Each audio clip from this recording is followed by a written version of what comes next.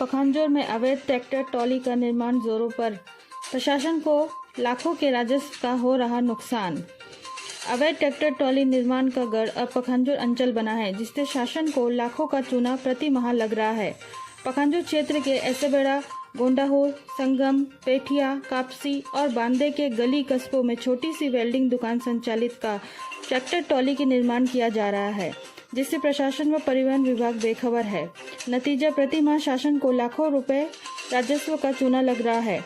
अंचल में इन दिनों फर्जी ट्रैक्टर ट्रॉली निर्माण के कारखाने संचालित हैं। नियम विरुद्ध निर्माण करने वाले किसानों को धोखे में रखकर ट्रॉली बेचा जा रहा है।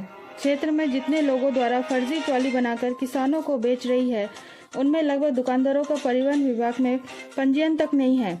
चूँकि मापदंड के हिसाब से ट्रॉली नहीं बनाने के कारण आए दिन अंचल में ट्रैक्टर ट्रॉली से दुर्घटना होती रहती है। शासन के परिवहन विभाग को लगा रहे हैं चूना। ट्रैक्टर ट्रॉली निर्माण के लिए व्यापार प्रमाण पत्र परिवहन विभाग से लेना पड़ता है। परिवहन विभाग के अधिकारी अधिकृत पत्र जारी करता है। प्रतिवर्ष अनुमति पत्र का नवीनीकरण भी करवाया जाता है। ट्रॉली बनने के बाद उसका एक वैल्यू लागत दर प्रिंट भी कमिश्नर को देना पड़ता है, जिसके आधार पर निर्माण की अनुमति का पत्र जारी किया जाता है।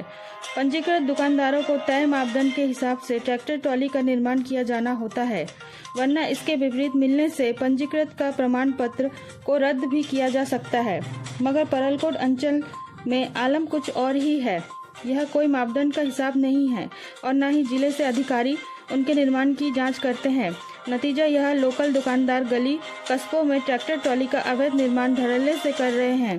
ट्रैक्टर ट्रॉली निर्माण में ऊंचाई, लंबाई, हाइट, मजबूत लोहे का छड़, टायर का विशेष महत्व रहता है, मगर यह विभाग के गैर मौजूदगी का फायदा उठाकर किसानों से लाखों रुपए ऐंठ रही है।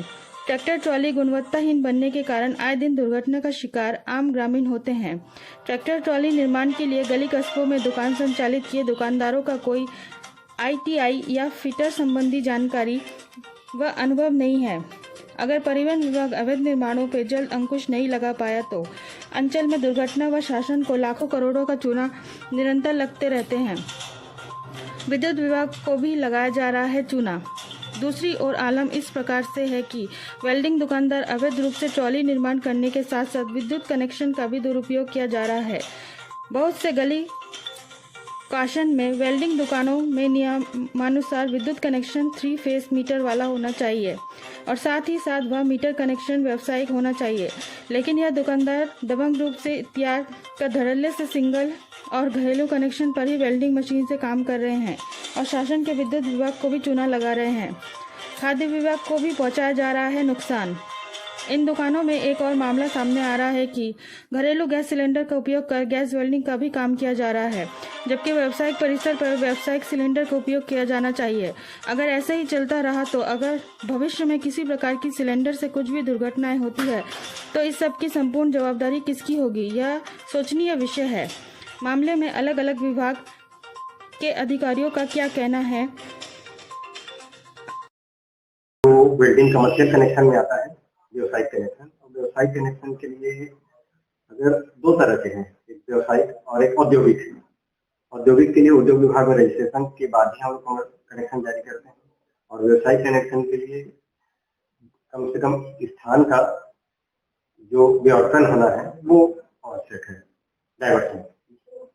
और उसके अलावा NOC जो ग्राम पंचायत की है या नगर पंचायत की, उनकी जरूरी रहता है और उसका आवेदन।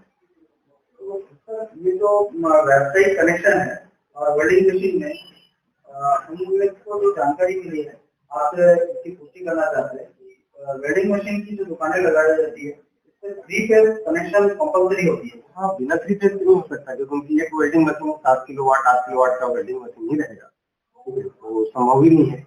और अगर ऐसे करते हुए चित्र में पाया जाता है तो क्या कुछ कार्रवाई होगी? मैं निर्देशित करता हूँ तो जांच के लिए और निश्चित रूप से उन पे कड़ी कार्रवाई की जाएगी। सर, एक और सवाल है कि ये जो 3 फेज कनेक्शन के लिए अक्सर लोग कहते हैं कि हम भटकते हैं, तो ऐसा कुछ क्या सुविधा विद्युत विभाग की तरफ से है क्या कि 3 फेज कनेक्शन पे आते हैं उनको आसान तरीके से उनको मिल जाए? नहीं सर, भटकने वाली चीजें ही नहीं। अगर दस्तावेज पूर्ण है तो आज हम लोग घरेलू कनेक्शन भी कॉल पे दे रहे हैं, तो रखने वाली तो बात ही नहीं है। क्षेत्र पर जो व्यावसायिक लोग हैं उनके लिए विद्युत विभाग की तरफ से कुछ संदेश कनेक्शन विधिवत ले लें, व्यवसाय करना है और विधिवत कनेक्शन लेंगे तो उनको भी कोई दिक्कत नहीं होगी और हमारी तरफ से भी कोई परेशानी नहीं रहेगी और अच्छे से व्यापार करें। किसी भी कमर्शियल या व्यावसायिक परिसर में घरेलू गैस सिलेंडर का इस्तेमाल करना पूर्णतः गलत है और अगर इस तरह की कार्रवाई हो रही है तो मैं आपके बताने के बाद अवगत हो पाया हूँ कि इस तरह कार्रवाई हो रही है तो मैं उस पर कार्रवाई जरूर करूंगा। सर कब तक ये कार्रवाई पूर्ण हो जाएगी? मैं अगले 2 दिनों में ही वहां पर दबिश दे करके कार्रवाई पूर्ण करूंगा। सर क्षेत्र में और भी वेल्डिंग की दुकानें हैं, क्या उनमें भी जांच पड़ताल किया जा रहा है? अगर कोई हमें जानकारी दे कि इस तरह का अवैध कार्य हो रहा है तो हम जरूर कार्रवाई करेंगे। सर कार्रवाई में क्या कुछ होता है और कितना क्या कुछ इनका फाइन लगता है?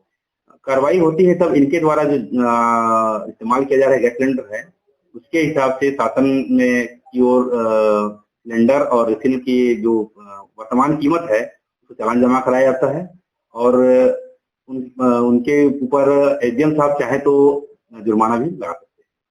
सर ऐसे क्षेत्र में जो व्यावसायिक परिसर में गैस वेल्डिंग का काम होता है, कमर्शियल सिलेंडर कितना जल्दी उनको प्राप्त किया जा सकता है, क्या सुविधा रहती है? कमर्शियल सिलेंडर प्रदान करने के लिए बहुत समय नहीं लगता है, यह हाथों हाथ मिल जाता है और उसके लिए आवेदन करेंगे तो कोई समय नहीं लगेगा। देखिए ये अवैध ट्रॉली निर्माण की बात हो रही है, अभी तक हमारे पास में पखांजूर पुलिस के पास में इस प्रकार का कोई भी शिकायत प्राप्त नहीं हुआ था। अभी हमारे संज्ञान में यह बात आई है तो हम जरूर जिला प्रशासन व आरटीओ से चर्चा करके जो भी उचित वैधानिक कार्यवाही होगी वो जरूर करेंगे। क्षेत्र में लगभग और भी कुछ गलत तरीके से बाइक चलाते हैं जिनके कागजात वगैरह भी नहीं रहती है, तो ऐसा कुछ परिस्थिति या फिर ऐसा कुछ योजना बनाया जा सकती है कि आरटीओ को महीने में 1-2 बार यहाँ पर बिठाया जा सके? जरूर किया जा सकता है। इसके लिए हम निरंतर कई बार एक डेडिकेटेड टीम बना करके हम एफआईआर की कार्रवाई करते हैं और ट्रैफिक जागरूकता अभियान भी हम चलाते रहते हैं और इसके साथ ही हम प्रशासन से हम कोशिश करेंगे समन्वय स्थापित कर कि आरटीओ और जो हमारे यातायात टीम जो है जिले की वो भी आकर के यहाँ पे कार्यवाही भी करे और जागरूक